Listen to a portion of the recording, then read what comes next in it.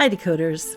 This week we're decoding the fears we might have for our future. Specifically, does your system contract around AI and all of the coming changes? Are you ignoring it? Are you embracing it? Let's decode how our systems are taking in all this sudden change. Hi, I'm Kiran Trace. Welcome to Humans Decoded, a story of hobbits, fairies, elves, dwarfs, gnomes, and humans. If you get lost at any point, there is a deep dive on all the different avatars in episode 1. It includes notes. Thank you for joining us in a fun little chat about the vast potential of our human makeup.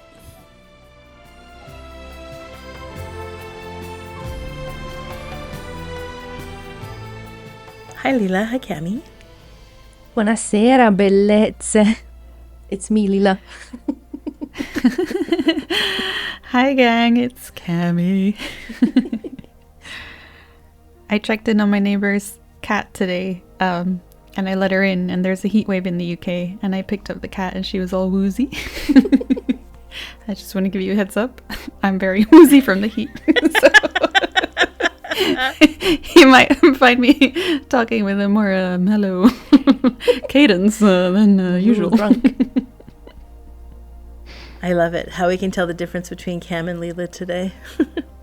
I love that the heat's coming because also summer retreat heat. I'm really looking forward to those halcyon days when we get to be together again in the same place. We just sent out this beautiful newsletter. I hope decoders, you all got it and got a chance to read it. It's this little letter from me on the anniversary of our very first retreat and, you know, how it all started. Oh man, 2017, I remember I was there and such a different woman. Back then I was a chain-smoking hot mess, just crying the whole time. I was not well. So I'm really glad that this is different now and I just get to enjoy myself with my besties. I can't wait to hop on a flight and be with you all. I'm so excited. And to meet all of you new decoders that might be joining us as well. Yeah, we have quite a lot of new folks coming. Sweet. It'd still be very small, very intimate, very sweet. Okay, but today we're looking at how are we embracing the big change. You know, I really love that the three of us are going to talk about this because none of us is an expert. We're not AI experts. We're representing a voice of non-duality. So what we're looking at is those subtle fears and the play of subconscious when this really profound change is on the horizon. But, you know, I will say I do have more than average awareness because in my private practice, I work with some AI tech founders. So I'm AI tech adjacent. But man, we all are sitting in a seat of this emerging technology that's about to profoundly affect every single one of us. So I'm pretty excited to look with you guys from awareness at how the world's going to change and how are we ingesting that. Yeah, I mean, we're just punters having an opinion with a sprinkle of self-awareness. Speaking of which, or speaking of AI, I have an opinion. My point of view as a filmmaker and artist, i.e. a visual maker, is that AI is taking something away from the artistry. So anything made by AI will somehow have less soul or value than if it was made by a human. And I've been on set a lot recently on lots of film shoots, and up and down the corridors all you hear is whispers of like doom and gloom, like, we're so cooked, AI is stealing from us, clients who choose AI have no taste, AI is coming for our jobs.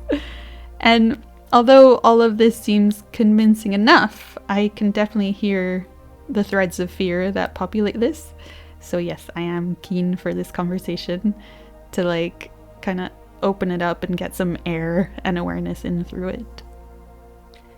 So in this conversation, I guess I represent sort of the viewpoint of an 80-year-old lady because my conscious interaction with AI is very, very limited. Like I do occasionally maybe use ChatGPT, or I do see odd photos on social media that are very clearly AI. But, you know, other than that, I'm pretty much unaware. So up until now, in my worldview, it hasn't affected me much yet. But I guess that might be very wrong, and I'm about to find out. You know, Leela, in some ways, we already know the technology, right? We've been using Google search, even you 80-year-olds. You've been doing it to search. Also, your emails, you know, so the foundation of AI is already absorbed by most of us.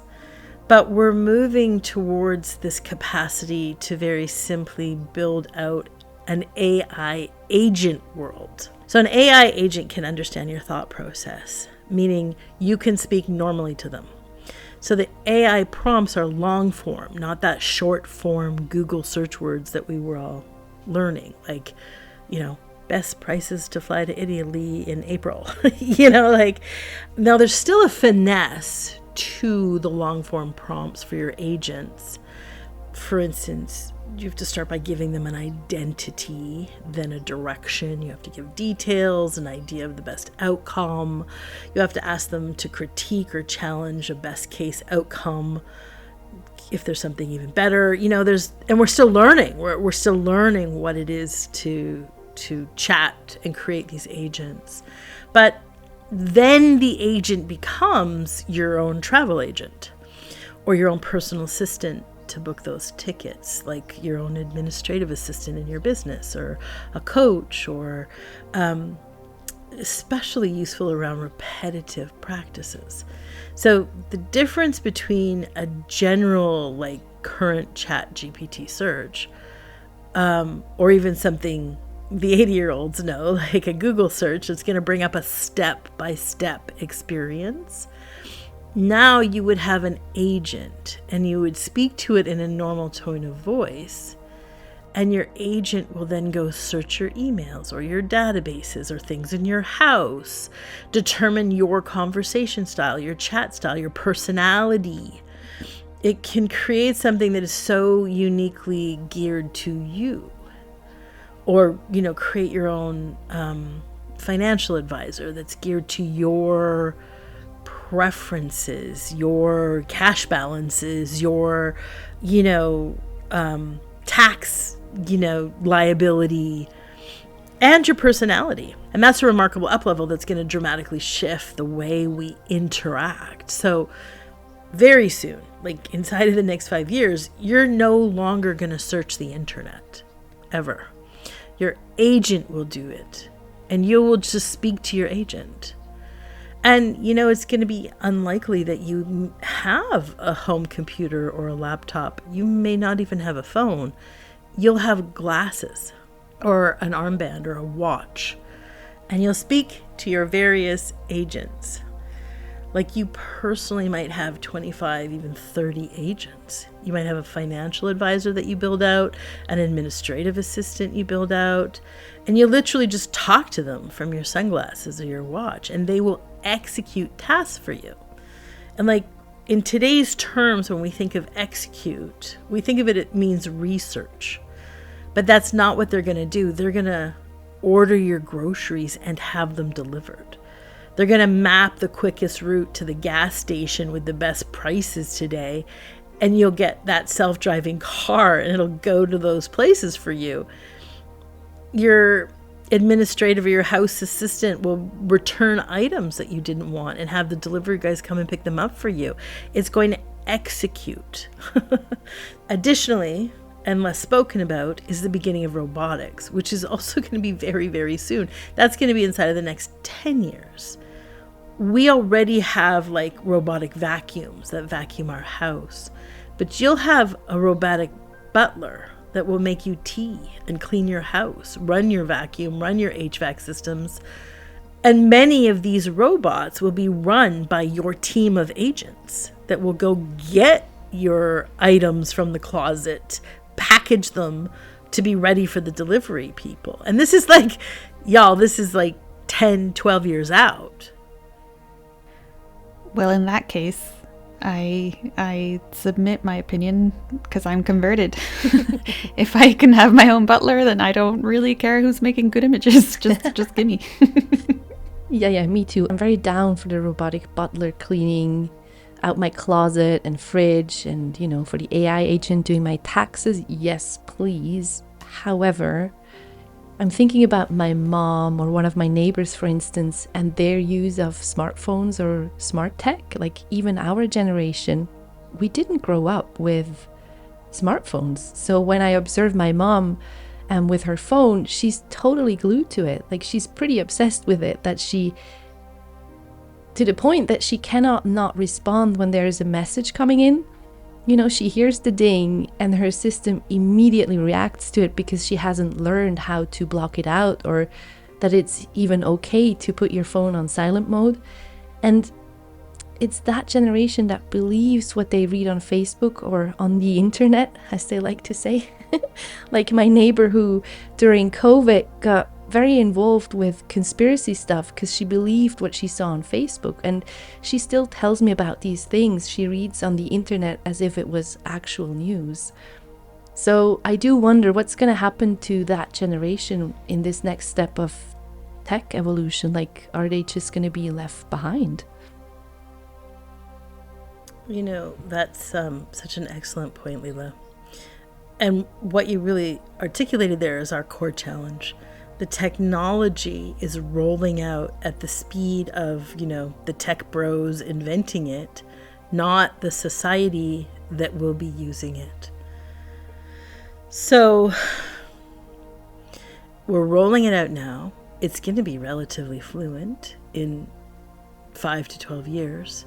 And that's not enough time for us in our human systems to develop the sequencing needed to use it skillfully. Therefore, we run into these very problematic skill gaps.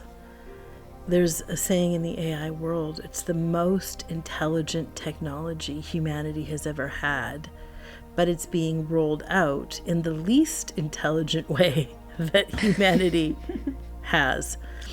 So at the root of it, you know, we have like 5 AI companies leading the global rollout, and the crew at those companies are dominantly the tech bros. These are people that are the age of like 25 to 50, dominantly white, from established economies. The rollout is moving at the speed of fear, which is this race for global dominance, and specifically fears of like national ambition and private investor goals, with very little morality or awareness of the society that will be using it. So there are no global agreements, very few government regulations. Most of these regulations will need to be global. And we don't have a very successful model of digital ministers in government having global agreements. And even most countries are still just beginning to create digital ministers inside of government. It's still very new. The whole thing is all very kind of duct taped together right now. And specifically, if we're looking at AI running the military, which is a very key element of AI and is part of the reason it's running so fast in the rollout, we just saw the US appointed 4 of the leading AI tech companies. It appointed 4 of their chief operation engineers to lieutenant colonel. So it's a pretty high-ranking position for tech bros with no military training. And oh my God, they were appointed in that position so that we can rapidly integrate AI tech into drones and the nuclear warheads and the flight planes, etc., etc. So we are really faced with the checks and balances that are currently in place, which is dismal because it's been dismally articulated. Even currently, with human touch all the way through, we already have problems with not enough checks and balances, right? We've all seen the movies and the TV shows, and some of them we've read in the news as real ones, where someone's pushing a nuclear launch code way before it's necessary because of a glitch in the system. And at least currently, even though it's problematic, there's a number of humans that have to agree before it gets pressed. And currently, hopefully, those humans are trained on what an agreement looks like. So we're rapidly deploying AI that can override all of its own glitches based on an immaturity of a prompt. So, you know, a handful of tech bros running the world has consistently been a problem for us to date. And it seems like this rollout is kind of exacerbating this issue. I worked on this short film where, in order to get the nuclear codes, the Prime Minister had to stab a person to death to, like, rip them out of his heart. It was like a little satire. Clearly, we don't have those checks and balances in place. Maybe we should.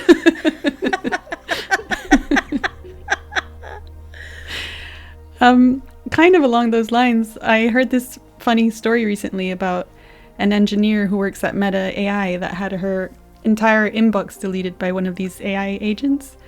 Apparently, it got confused with the task it had given it and then just started deleting, overriding all her previous instructions. She was like desperately trying to type in new prompts to stop, but it wouldn't. And she had to, quote, run to her Mac Mini like I was defusing a bomb. Yeah, so specifically what's happening in our tech here is it's rolling out faster than our understanding of the necessary tech capacity and scope of prompting. Like, in hindsight, she needed to include the prompt, as soon as I say the word stop, you must stop. But somehow she built this program and that ignored that. So the consciousness and the awareness is going to take more than 5 to 10 years in us humans. Yeah, I think she said she was very, very humbled by the whole event. And she's part of Meta's super intelligence lab, so good luck to the rest of us. But in that, I can hear a fear resonating, which is, you know, what if I get left behind? And it feels like it can light up fears from all the pain bodies, like not safe, not good enough, injustice. And I'm definitely hearing it all across the film and creative industries. Like, even artists on Instagram claiming that AI is reproducing their work without permission, and then it ends up on products on Temu. So it can feel like a really fearful landscape. And I'm a painter and filmmaker, and both of those things are gonna become obsolete. And so from a kind of purist perspective, like, what if we end up with AI made shows that are just gonna be awful? Like, I don't want AI Disney. And yet what I'm also hearing is, if technology is going to develop so quickly and irrevocably that AI and robots will take over so many of our day-to-day tasks, well, won't that free me up a bunch? For example, last weekend I had a photo shoot at my house, and I'm working on some new paintings, and I just want some really strong references, so I asked my photographer friend to come and take them, and I hired a model and a makeup artist. I spent a day blacking out all the windows in my living room so we could have complete control of the light. Then we hauled all this equipment up the building into my apartment, like turned all my furniture upside down. Like, it was a lot of work. And also just total joy. Like, I would do it again in a heartbeat. So I can see now that even if AI came for my job, I'd still be doing this because I love it. So there's still so much value in it for me.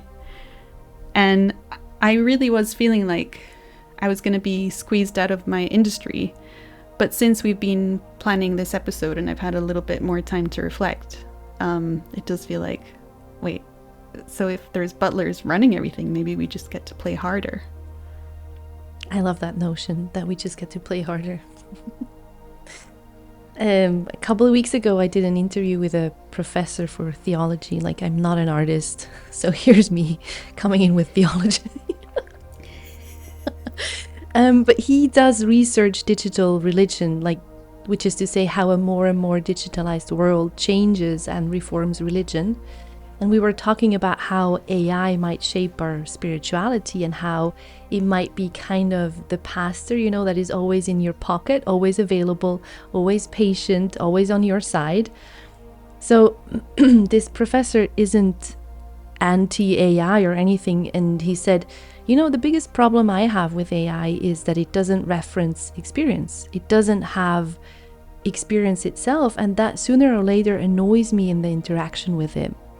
And when you think about AI as a pastoral counselor, it counsels you, but it can't reference its own experience. So he also said it's not very skillful at pointing out when you are, for instance, incoherent, or when you could use somebody contradicting your point of view when you're really caught up in a, for example, thought loop or emotional loop, which a skilled counselor would do. And I do think even for pastors, there is this fear of like, oh my God, AI is going to take over our jobs. We don't have to write our sermons anymore. AI is going to write them, and then what? And what if AI is doing the counseling? So the big fear I see here, and I guess it's mirrored in many, many people, is, oh my God, what if we're all going to end up on the streets, not being able to feed ourselves anymore? What if we have no jobs left? And it's probably a fear that has been around at every step of that tech evolution, at every step of industrialization even. There was this fear of like, I'm not needed anymore. And another not safe fear there is, or maybe it's a built-in challenge in the whole thing, the bias that is inevitable when there is not a skillful human involved. And guess what? In slightly different forms, that too has been around forever as well. Just if we think about how the Bible came about, excuse my nerdery, but at some point around 400 after Christ, a bunch of dudes decided that these are the Gospels we're going to condense as the New or the Second Testament, as it's called, and that's going to be the canon of that part of the Bible, right? I mean, the bias is right there as well. Like, selecting the texts that make up the quote-unquote official canon of the Second Testament already shows us what those who held such power saw as important or true. Like, you get the viewpoint of those who were in charge and had power back then. You don't get the voices of the so-called New Testament Gnostic Gospels, for instance, like the Gospel of Thomas or the Gospel of Mary or Gospel of Judah. So you don't get these diverse viewpoints about the teachings of Jesus or the life of Jesus. You only get this somewhat narrow line that pleases the institution of the church in the end. The people in power, the religious power.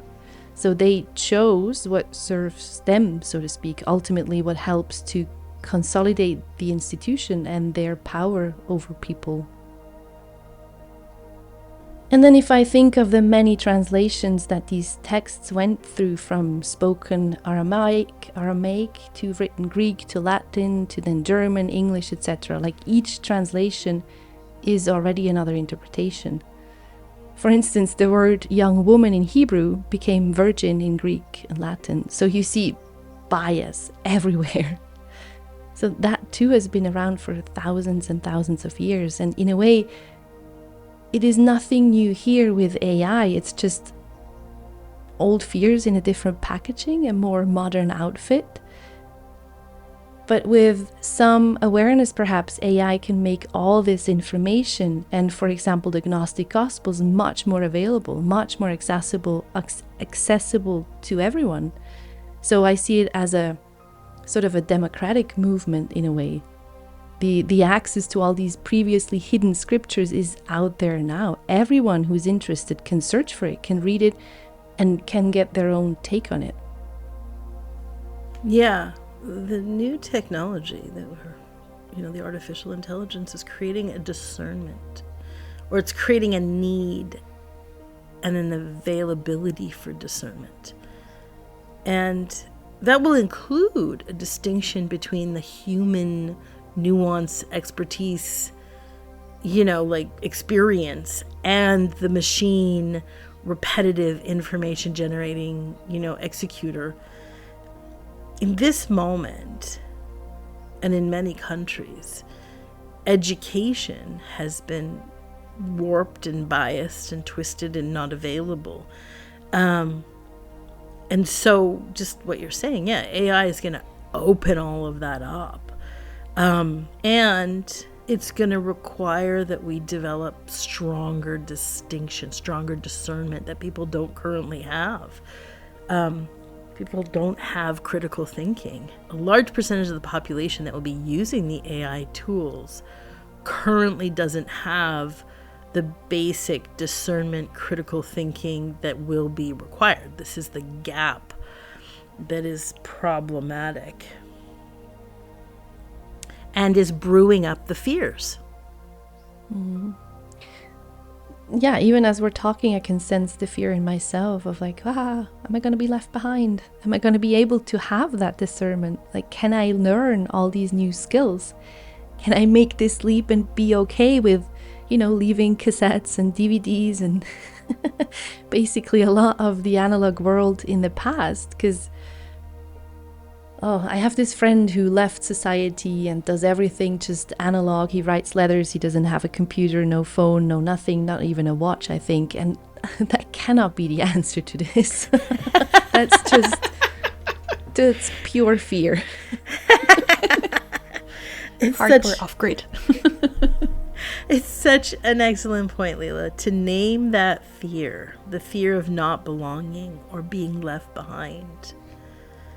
As we're saying, there's all of these fears, Cami called it out, like it's not safe.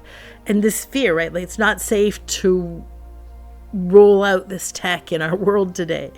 There's going to be a lot of injustice built into it. It's going to keep reinforcing and amplifying injustice. I'm not going to be good enough to understand it or use it. I don't even really know what it is that must prove that I am, not capable. By identifying these fears, and if we really allow ourselves to kind of crack open with some awareness, what's sitting there, we can examine these positions. Reality is very simple. And guess what? In reality, this is unfolding. So how can it support us? So let's start with the fear of being left behind. It's a really good inquiry, a beautiful inquiry. Is it true? Is it absolutely true that this technology is something that is hard to learn? Could it be that it's so intelligent there's almost no learning curve? Which is actually true. You could take an hour-long course and build out your own AI agent. Which is actually true. You could take an hour-long course and build out your own AI agent to manage, for instance, your finances. And there will be some aliveness and some joy and insight in that. Imagine that you could learn it at your own pace, and it's right at your own fingertips, and you can do it in a single evening. I mean, maybe that's very enlivening. And we have, obviously, as we've been identifying all these not safe fears, and as we've illustrated in this episode, it's a actual going concern, but that going concern has been there at every digital revolution. From the emergence of the Christian canon, as Leela's talking about, the emergence of rock and roll. The world looked like this one day, and then boom, it looked like something else the next. But Elvis Presley's pelvic gyration did not, in fact, turn the young people into sex maniacs. It did not break down internal discernment of love and connection. In fact, it liberated it. It also liberated it by exposing a lot of the fear-based positioning around sexuality. Go Elvis. I remember learning about the Luddites when I was at school, which are these 18th century factory workers in the UK that used to smash machines up to protest progress at the onset of the Industrial Revolution. And I honestly never thought I'd relate to them so much. Because here we are at the cusp of an enormous, like unfathomable transformation, like unprecedented tech revolution. And am I scared and hanging onto my seat? Yes. But also, now I can say I'm hopeful. So change is scary for us Luddite folk. But like you guys are saying, it's always met with this wave of fear and projections about our downfall before the actual change. And we've seen similar ongoing evolutions in the world of film, for example. So 20 years ago, only big studios could produce movies. And then we saw the rise of cheaper cameras and editing software and YouTube, which just democratized the media. And now anybody can make a film from home, start an indie production company, and it's given rise to enormous talent and story makers. So, I mean, no matter what the field, there's always a wave of fear just before massive change is brought about. Yeah. One of the fears we keep talking about is this huge swath of jobs being lost. As you said, Cam, I don't want AI Disney. And Disney, I think it let go of 1,000 employees, all of them being the animators. So what's been interesting to me is how much social media has biased that story. It's not been about AI, but about Disney letting go of this huge number of animators. But if we put this into context, we live in a world today with a population of 8.3 billion versus Disney at the beginning of, the 2000s when the world had 6 billion people. So today, also, a huge majority of people on the planet have the technology to stream Disney, watch Disney. They have it in their phones, like even in small villages in rural emerging economies like Mongolia. At the beginning of the 2000s, they did not have access to streaming, and rural people did not even have access to phones. So with so many more people on the planet and more people watching, there is a bigger demand for the animators than ever before. And with the support of AI, they can animate from home on their own terms. They do not need to be at the whim of a large studio defining and owning their artwork. There's a potential audience 2 billion times larger. And all these different streaming services. That's part of the story that is not being told. Fear is biasing the story. And now the independence and the freedom that these animators are going to get, because AI is also worth talking about. When the job of the execution is given to the tech, it liberates the human to do the job of thinking, problem solving, visioning, dreaming, whimsy, playfulness, different modes, different medias interacting inside of that playfulness. That level of human interaction will always be required for something to be skillfully presented. The tech alone is not skillful. Even this beautiful, incredible, intelligent tech. Like even with your finances, a human level of expertise will bring the skill. But certainly, if we're talking about the animation story or the film that you're making or the pastor's sermon on Sunday, if the AI tech can effortlessly reference not only the King James Bible, but all these Gospels from Thomas and Judah and Mary, and pull references for the sermon today. And the pastor comes in with the theme, the idea, the nuance and expertise to speak to their congregation.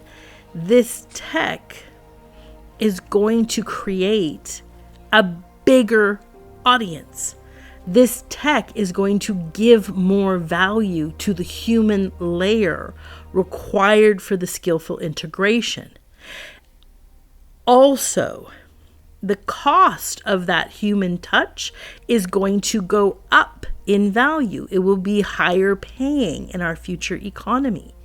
So then we have more skillful integration. We have a higher value or cost for that. It will also build bigger audiences. So we're not going to be paying for humans to execute. We're paying for humans to come in with the discernment, the editorial, the vision, the expertise, the nuance. And the human comes in at whatever point. Maybe it's the beginning, maybe it's the middle, maybe it's the end, maybe it's an editorial layer all the way through. But obviously, the cost for the human to do that will increase, and the audience that then wants it will grow. Like, it's wonderful to have your robotic butler at your house. But imagine if you could pay for a human butler to edit and discern the robotic butler. So that's going to be an expensive consideration. Let's imagine the 1% currently can afford a human butler. But in our world right now, there are a lot of like what we might call human house managers or like housekeepers or babysitters or that kind of skill level. And those are low paid jobs. Now, imagine when those positions can now use the AI tech to do most of the execution. And they can now start to support and manage, more aspects of the house at more and more homes. So people who have house cleaners or babysitters or these kinds of services can upgrade this to start to be whole house managers or whole house butlers, having more and more houses, not just the 1%, that are working with a human touch butler level of service. So in addition to that, some of those people can start businesses for 1,000 households. And that house manager gets hired to be the editorial layer for the 1,000 new homes being produced in this new community. And so that human job increased in value. And then because you're friends with that new neighborhood that just got that human level of butler built into the neighborhood, you want one for your neighborhood. Like, it will naturally grow the audience. So our audience will expand, the capacity expands, the human layer gets to be more compensated, the value increases once it gets relieved from the execution. And so for our young people coming into the job market now or in the next 5 years or 10 years or 12 years, what we are asking of them is, what skill are you interested in that doesn't have to do with execution? Because it's the skill that you'll get paid for. It's not in a single job. It's not a single career. It's not a single job description. It's a skill. And you will have an entry-level skill set, like an entry-level human editorial, whimsy, playful, at an entry level that has an entry level value, although that value will increase. And then you will build more and more expertise the way that you do now, but it's going to be based in these skill sets in the same way.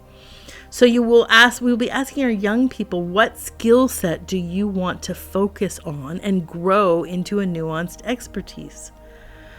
If you're freed up from the execution, the range of skill available is bigger, right? You may really want the skill of being an architect, but you have no drafting skills and you haven't been a coder to learn how to do 3D renderings.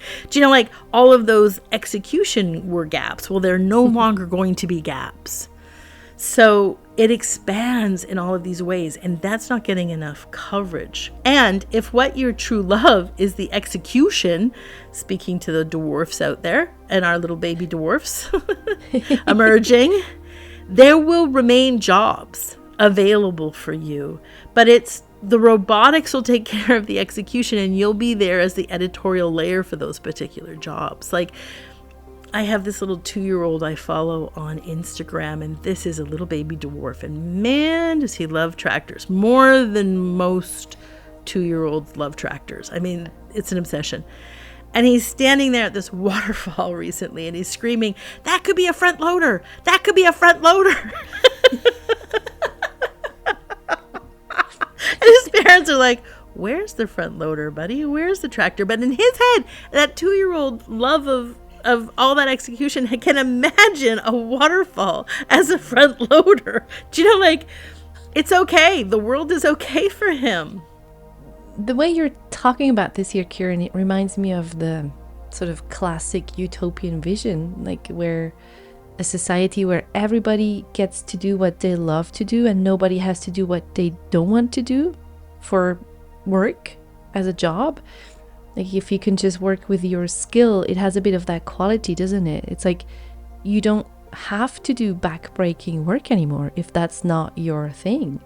And things will probably ultimately run much more efficiently and smoothly if everyone sort of sits in their right seat, so to speak, and isn't carrying around tons of resentment because they're doing a job they actually hate, i.e. they're living a life they hate, which we currently see a lot.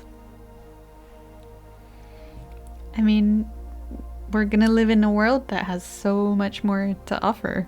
We don't just have Disney as the major animation studio. We've also got Pixar, but now we'll have as many animation studios as we can stream channels.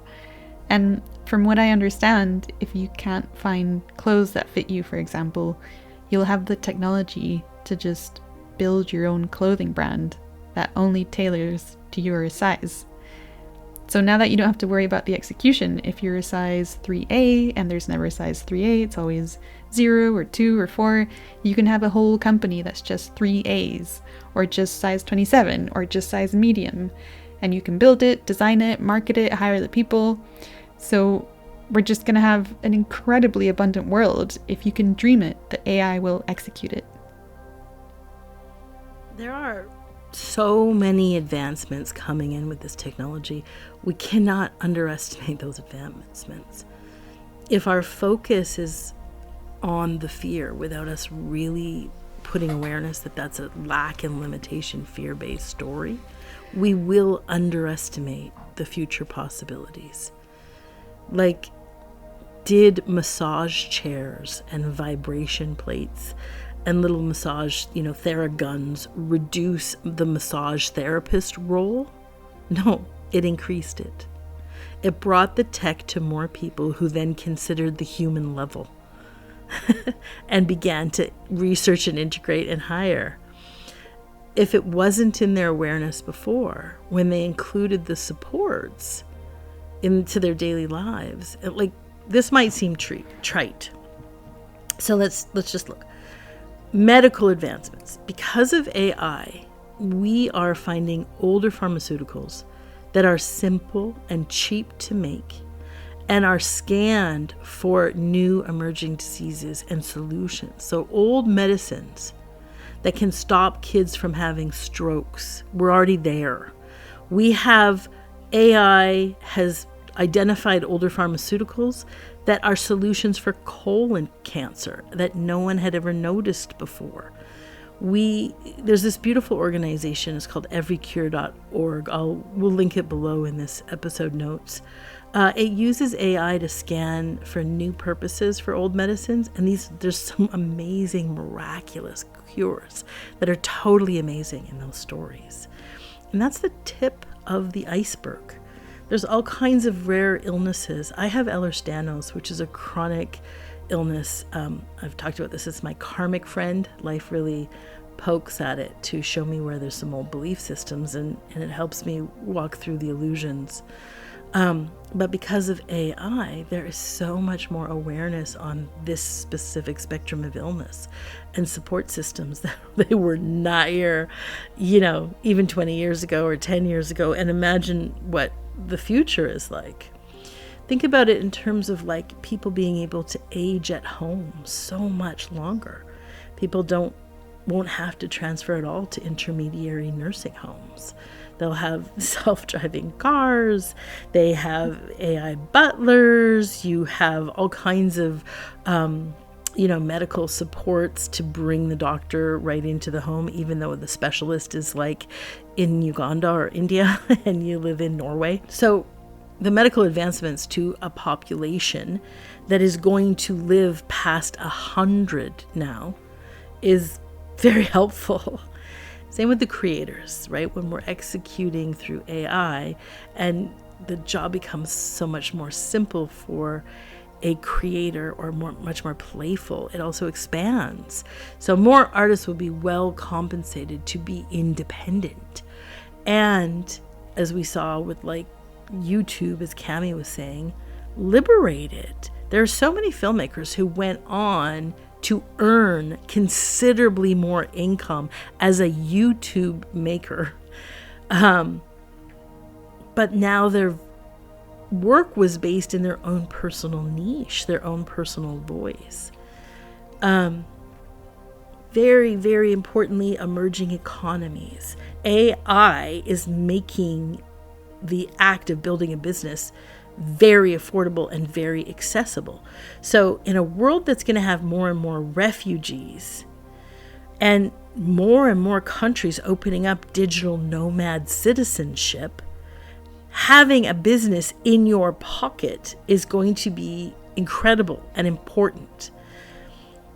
In this moment in time that we're recording this podcast, there is the lowest levels of the category called dire poverty ever in the history of humankind. Every one of these tech revolutions reduced the levels of poverty. And what AI is going to do, it's going to end it. It's going to end starvation in emerging economies because they will have a phone. And a phone in their pocket will be an entire business with 20 to 30 employees.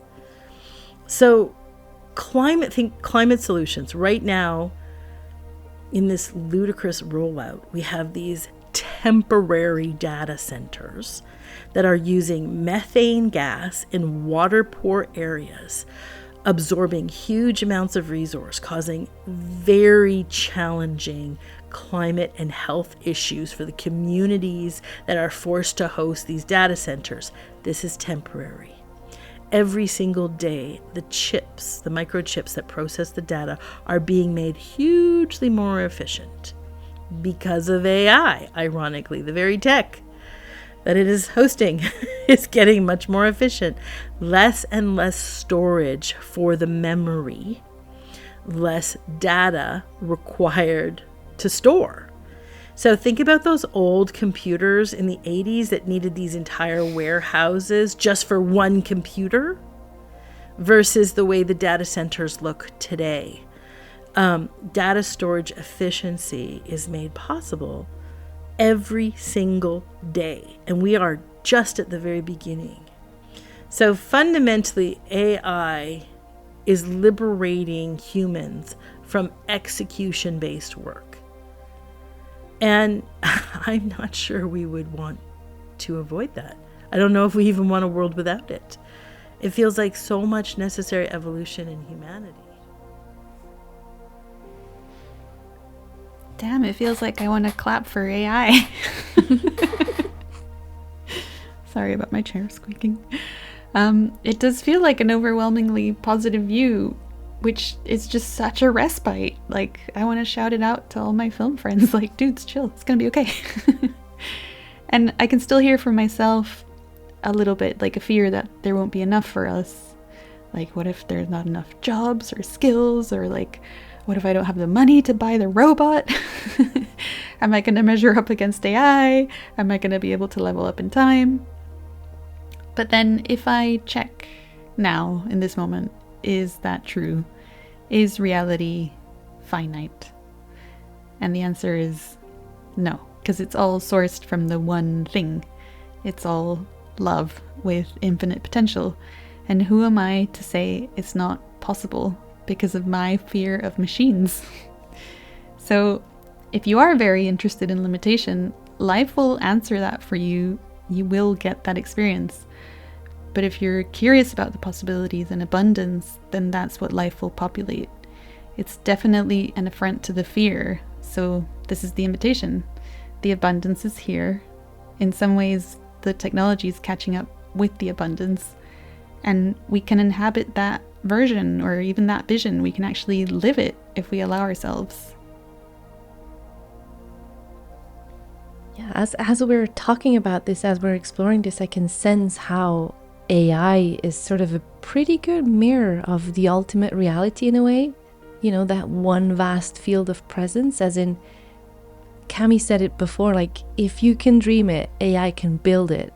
That's sort of how reality actually works. Like, an AI is very immediate, it's so instant. So it's almost enough to think of a question and you get the answer instantly, or the solution is instant, it's just right here. And yeah, that's true of the reality, of the ultimate reality as well. Like, intention shapes it. And I know this is a topic for another episode, but AI makes sort of this experience accessible or tangible for so many more people. Yeah, even as you're talking, Leela, I can see, like, it's a tool to expand awareness if you're going to use it. Like, even just an illustration of how a cell is absorbing the glucose from your lunch. Like, having a visible illustration of that expands the awareness of your cell. And you may not have had that, or how a bone regenerates itself after you broke it or fractured it, or what. Like, there's these capacities that AI will help us build out in ourselves through its intelligence. But if you have a lot of fear, guess what? The AI is going to mirror that much more directly. I mean, we think that Instagram and social media are just rampant, clickbait, fear stories, that people think are news. A lot more is coming your way. So if we think of 2020 and COVID hits, and there was a lot of people who collapsed in a relatively big amount of fear, terror, panic, and got it mirrored really directly to them, And there's a lot of people who were not interested and used that time to take a break, to inquire, to expand their awareness, to expand how they were living and what they wanted to change. And they got a big mirror of that. Like, COVID was a shift in our world as it existed as an amplifier. And so AI is going to be even more of a bigger amplifier that you get to experience. So it can be abundance, possibility, and freedom, or it can be not safe, isolation, and injustice. Whew. It feels like a mini superpower, like, that I now have, like, AI to the power of awareness. Like, yeah. It's a cool way to look at that. So check yourself, decoders. Check yourself. It's not too late to register for a retreat. We have a few seats left, just a few, but now's the time to get them. There'll be a link below if you do want to come and join us. But now is the time to really amplify awareness. Yeah, do it. Come. Okay, we love you. Bye. See you next week. Bye. Bye. Thank you for listening. We obviously love hearing what you think. Your feedback helps us make a better show for you to listen to. So feel free to comment, and you can do it at Facebook, which is the Humans Decoded podcast. And if you're not on social, you can always email any questions to us at outreach@kirantrace.com. And thanks for listening. We love you.